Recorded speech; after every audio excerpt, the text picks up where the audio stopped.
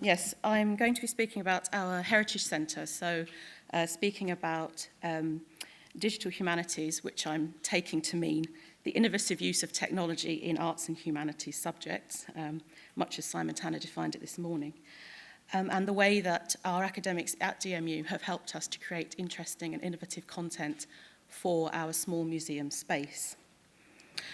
So, coming from Leicester, it is actually compulsory for me to mention Richard III.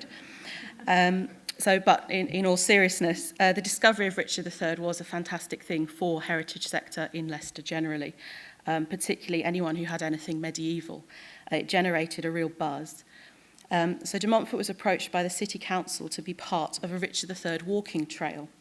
Now, DMU is, of course, a modern university, but our campus occupies the same site as the Church of the Annunciation and its precincts, which was founded in 1353 and demolished during the Reformation. The church has a Richard III connection. The body of Richard was displayed here after he was killed at Bosworth, but before he was taken away for his burial at Greyfriars. That is according to some chronicles. Some people do dispute it, but of course we say that that's set in stone as it's the foundation of our Heritage Centre. So these ruins were found in the 1930s during the construction of a university building, and they were incorporated within that structure. So in 2013, when Richard was discovered, as you can see, they were a bit sad and neglected, sort of tucked away in a corner of a student breakout space. So they had vending machines to one side of them, printers to the other, and a computer lab next to them. And they were mostly ignored by staff and students as a somewhat strange anomaly tucked into the corner of a sad part of the building. So the council's walking trail board was put up outside the building with a photograph of the arches on it. As the ruins were inside a working university building, they were inaccessible to the public. And so I started to run booked tours, taking the public in to see the arches, and these proved very popular.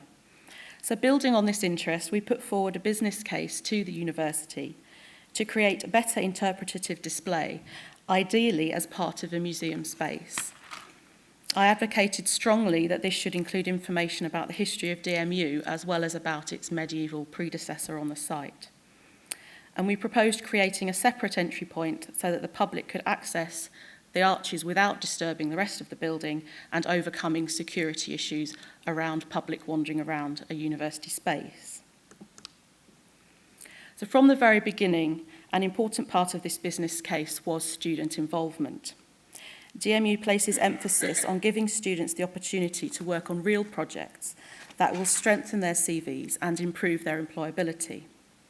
Interior design MA students were engaged to develop the initial designs, working under the guidance of a tutor with museum design experience. And all of the work that they did on this contributed towards their final module grades. So here's one example of a student's idea. And here are some of the students with further ideas, including a model there. So they developed fully rendered visuals, scale models, and using a combination of CAD and manual techniques. They were required to present these designs to the steering committee of the centre, which comprised some very senior management, which was an excellent, if nerve-wracking, learning experience for them. A hybrid design was in the end selected, which combined the best elements of different students' work, and those students then went on to put that hybrid design together for us. So moving on and glossing over a lot of hard work, the centre was eventually opened in March 2015, so we haven't been open for very long. The arches were restored, as you can see, looking a lot more noble than they did with the vending machines next to them. And we surrounded them with traditional museum interpretation display panels, so a combination of text and images for people to walk around and read as they went around the space.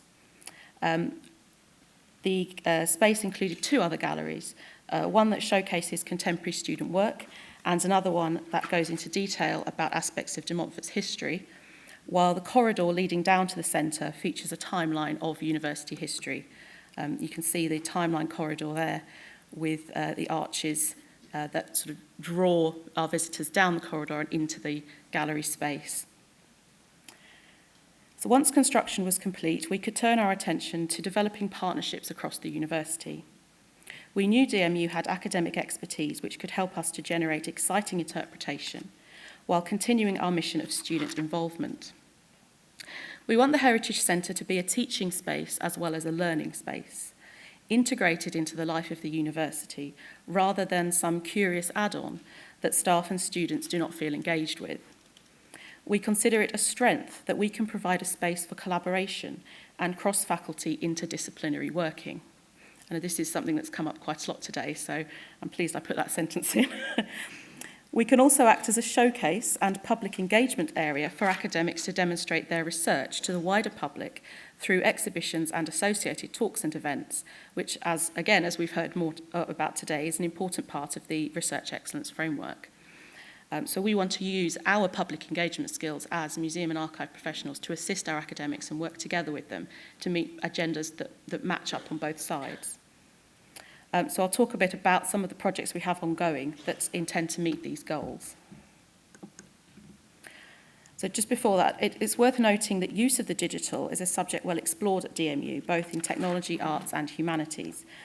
Our academics in English, history and the arts consider the digital from both a theoretical standpoint and more practically, for example, in the creation of digital archives relevant to their subjects. The creation of digital archives across the campus and little silos of archives is the subject of an entirely different paper and something that makes me tear my hair out, but I'll leave that to one side. We also have a digital humanities postgraduate research group, so it's certainly something that is interesting from a research level. This slide shows the work of the Photographic History Research Centre MA students who every year borrow an uncatalogued photograph collection from the archive, and as part of their work they catalogue it, digitise it and create a website of its content. So you can see that studying the humanities with a very digital point of view is embedded into the courses at DMU. So we therefore always envisaged that digital content would be generated and showcased in the Heritage Centre, driven by in-house academic expertise and mediated by our curatorial experience. So one of the first groups we approached was the Digital Building Heritage Group, which is part of the School of Architecture, and we wanted assistance in reconstructing the Church of the Annunciation. We knew that visitors would find it difficult to visualise a medieval church from the remaining arches, especially as they are embedded within a building. You don't have that sense that you do with some of these glorious abbey ruins where they're in an open space and you can sort of try to reconstruct in your head what that would have looked like. They're very much divorced from context, sitting in the middle of a university building. So the group made creating these reconstructions part of the coursework for their MA students and began a process of rigorous academic research to establish a highly educated best guess for the appearance of the church. Their work included generating 3D models using CAD software, as well as these more artistic 2D digital renderings. To use a cliche of heritage interpretation, these really do bring the church to life, and they enable our visitors to have some idea of what it would have looked like, and they're a very popular part of the centre's displays. We show them as a slideshow on an AV screen, and people do stand in front and take photo of each one as the slides go round, so they are very popular. This content was all we had expected from the group, but they were very inspired by the work, and the collaboration has developed further. So most recently, we've had delivered this 3D printed model showing a cross-section of the church and including there at the bottom the arches, which is very helpful for allowing people to visualise this is where you are standing, this is where you would have been within this church. You're actually in the crypt, and the edifice of the building would have been above you, and that really helps people to understand a bit more about that lost building. Now, 3D printing is still a cutting-edge and exciting medium, and so we found that the model helped us to generate a publicity boost for the centre. It was featured in local press and the local news section of the BBC website, which has led to repeat visits as people have come in just to see it. So people that have already been have come back because they wanted to see the model. They saw it in the paper. We've noticed our younger visitors in particular are very drawn to it, and it's really helped us to engage them. And just recently, too recently for me to include an image, the research group has approached us to experiment with the projection of colour onto the model as a light show, which, as you can imagine, looks absolutely spectacular. And they demonstrated it, and they said to us, do you want us to go ahead with this? And we're like, well, yes, it looks great. Why wouldn't we? So the group are also working on producing an animated 3D fly-through of the church and its precincts, which will feature on the AV screens in the centre. So that will start by showing the church within its environment, so with its cloisters and the houses of the priests and whatever outbuildings it had, and then it will swoop into the church building and sort of bring it to life, and as you can see, bring it to colour, because it was known to be a beautiful building inside. And I think that this is going to be a fantastic draw for visitors. They're going to absolutely love to stand and watch it. But why stop there? The group are also now considering an Oculus Rift virtual reality experiment. So perhaps you can wear glasses and walk around the church. And they're also considering developing an app for us as well. So you can see that this has certainly been a very fruitful partnership for us. And all of this work is being used by the academics themselves. They're writing papers based on this. This is all very detailed, very technical, and very intellectual work that they're doing, which then benefits us. So it's a very fruitful two-way partnership.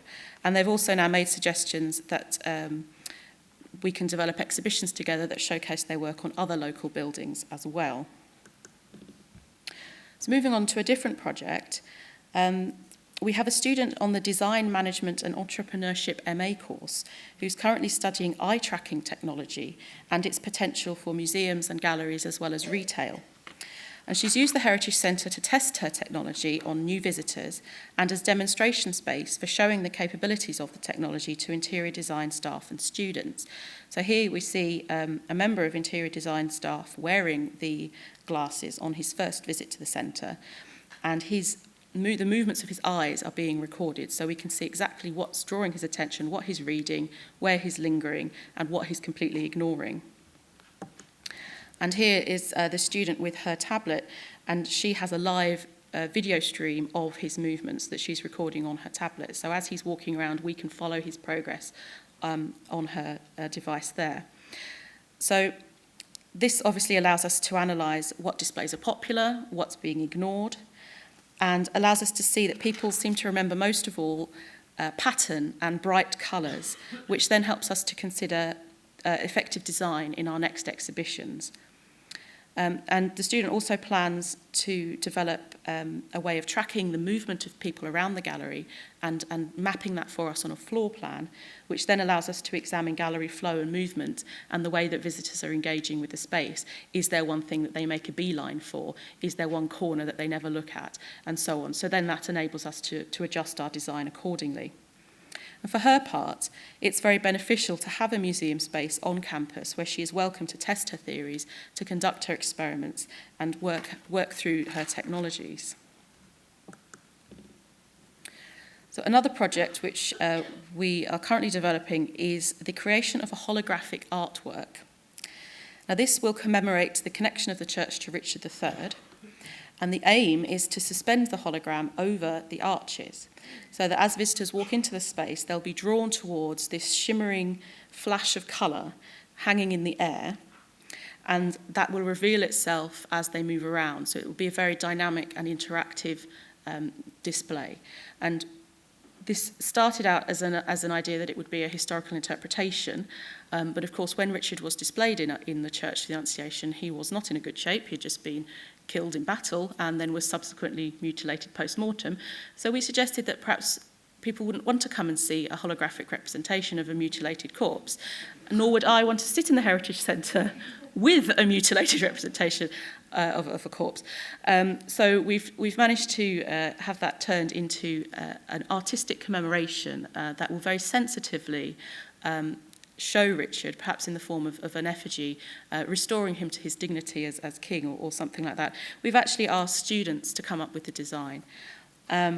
So this is obviously an exciting opportunity for us to work with a world-leading expert in holographic technology, who's the chap on the ladder there, and to meet the aim of the space being a place for cross-disciplinary working, because this is a chance for art students, perhaps performing arts students who will create us this tableau, or game art design students who can model us a 3D rendering of Richard, to then work with technology in creating this piece of art. So it's a very cross-disciplinary project. So some thoughts in conclusion. I hope I've shown that working with academics and students across the university has already generated exciting digital content and added value to our interpretation within the centre. Such projects help us to prove the value of the significant investment the university made in the space and help us with internal and external advocacy. They enable us to generate publicity and keep our content fresh, cutting edge and exciting. We envisage further projects as other departments have already approached us about collaborations, both in exhibitions and in creating digital content as part of student work. There are, of course, some pitfalls to mention. One thing that we are quite concerned about is filling the gallery up with gimmicks and obscuring both the traditional panel interpretation and the information on those panels, but also even the objects themselves, that people will come in, ignore the ruins and just look at the hologram. So future projects, we're hoping to steer more towards generating perhaps app-based content or content that can be held in an information kiosk that will be a little more discreet. We've also found that we've had to work on our partnership management skills, working with academics who are very busy, who have a lot on their plates, working with students who obviously have a whole range of things to be thinking about. And we've also found, as I think many people have said over yesterday and this morning, that it's very important to incorporate student involvement into their modules. They need to be getting points for it, otherwise they find it very difficult to be engaged. And we've also found you have to consider the academic year, the academic timetable. We've been trying to organise our next exhibition over the summer, and of course everyone we wanted to contact was on their study hiatus for 5-6 weeks, and it really did have a lull in our activities. And it's also worth noting that just because we sourced a lot of this content internally, it didn't mean it was all free or low cost. And our budget will certainly restrict future projects because you're paying for materials, you're perhaps paying for a postdoc to work on these things. The 3D printed model was not cheap, for example. Now, I asked the director of the Digital Buildings Heritage Group for his opinion on the benefits to his students of working with the Heritage Centre. I asked him for a sentence, but being an academic, he sent a page. So I have excerpted some comments. So he said, "A curated public venue for the display of student work is a powerful motivational driver for students to give of their best. It raises their goals and aspirations for their work. It has taught them about professional collaboration and the value of public outreach and engagement. It has allowed students to consider new professional niches using cross-disciplinary collaborations, and in doing so to reshape the way architectural heritage is presented and understood.